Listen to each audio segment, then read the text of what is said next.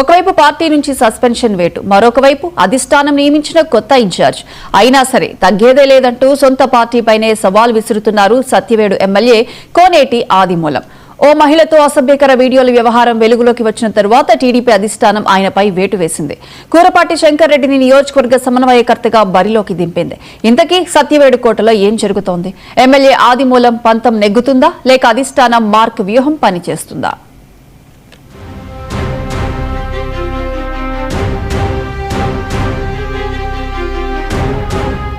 సత్యవేడు నియోజకవర్గం ఒకప్పుడు ప్రశాంత రాజకీయం, ఇప్పుడు తీవ్ర ఉత్కంఠకు కేరాఫ్ అడ్రస్ గా మారింది. 2024 ఎన్నికల సమరంలో విజయం సాధించిన కోనేటి ఆదిమూలం ఊహించని విధంగా ఒక సంచలనాత్మక వీడియో వివాదంలో చిక్కుకున్నారు. ఒక మహిళతో ఉన్న అసభ్యకర వీడియోలు వైరల్ కావడంతో అధిష్టానం స్పందించి సస్పెన్స్ వేటు వేసింది. అయితే కథ అక్కడితో ముగిసిపోలేదు. అక్కడి నుంచే అసలు పొలిటికల్ డ్రామా మొదలైంది. పార్టీ నుంచి సస్పెండ్ అయినప్పటికీ నేను నియోజకవర్గ ఎమ్మెల్యేని అంటూ ఆదిమూలం తగ్గేదే లేదంటున్నారు. అధికార ప్రభుత్వ కార్యక్రమాలతో పాటు స్థానిక టీడీపీ శ్రేణుల వ్యవహారాల్లోనూ తన మార్కు చూపిస్తూ ముందుకు వెళ్తున్నారు. దీంతో నియోజకవర్గంలో ఎవరు అసలైన లీడర్ అనే అయోమయం క్యాడర్లో మొదలైంది.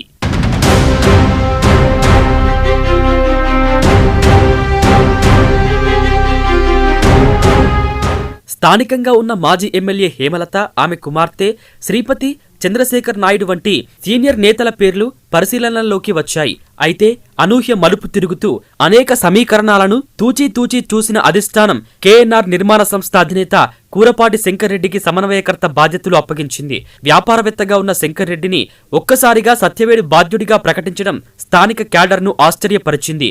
ఏళ్ల తరబడి పార్టీని నమ్ముకున్న నేతలను పక్కన పెట్టి కొత్త ముఖానికి పగ్గాలు ఇవ్వడంపై పార్టీ అంతర్గత సంభాషణల్లో తీవ్ర చర్చకు దారితీసింది.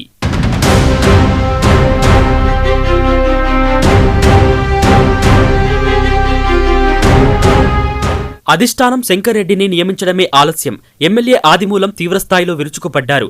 రాజ్యాంగబద్ధంగా ఎన్నికైన ఎమ్మెల్యేగా తాను బాధ్యతల్లో ఉండగా ఒక పార్టీ ఇన్ఛార్జి వచ్చి ప్రభుత్వ అధికారులతో సమీక్ష సమావేశాలు నిర్వహించడం ఏ రకమైన ప్రజాస్వామ్యం అని ప్రశ్నించారు. అంతటితో ఆగకుండా ఆదిమూలం విసిరిన పొలిటికల్ బాంబ్ టీడీపీ వర్గాల్లో తీవ్ర కలకలం రేపింది. తాను దళితుడిని కావడం వల్లే తనపై ఈ రకమైన చిన్నచూపు చూస్తున్నారంటూ సంచలన వ్యాఖ్యలు చేశారు. ఉమ్మడి చిత్తూరు జిల్లా వ్యాప్తంగా ఎక్కడైతే దళిత ఎమ్మెల్యేలు ప్రాతినిధ్యం వహిస్తున్నారో అక్కడ మాత్రమే ఇన్ఛార్జీలను నియమిస్తున్నారని, మిగిలిన ఓపెన్ కేటగిరీ నియోజకవర్గాల్లో ఎమ్మెల్యేలు ఉన్న చోట ఇన్ఛార్జీలను ఎందుకు పెట్టలేదని నేరుగా పార్టీ నిర్ణయాన్నే సవాల్ చేశారు. ఈ బహిరంగ విమర్శలు సత్యవేడు రాజకీయాన్ని ఒక్కసారిగా వేడెక్కించాయి.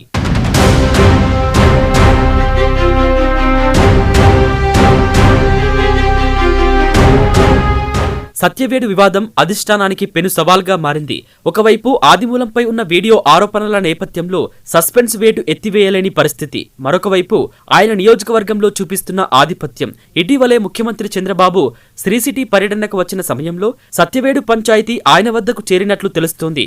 నియోజకవర్గంలో ఉన్న నాయకులందరినీ సమన్వయం చేసుకుని వెళ్లాలని, లేదంటే పరిణామాలు తీవ్రంగా ఉంటాయని అధినేత క్లాస్ తీసుకున్నట్లు ప్రచారం జరిగింది. అయితే ఆదిమూలం మాత్రం తన వైఖరిని మార్చుకోవడానికి సిద్ధంగా లేనట్టు కనిపిస్తున్నారు. చట్టపరంగా తనపై ఎలాంటి నిరూపణ కాకుండానే తనను పక్కన పెట్టడం ఏంటన్నది ఆయన వాదనగా ఉంటే, పార్టీ క్రమశిక్షణే ముఖ్యమని అధిష్టానం భావిస్తోంది.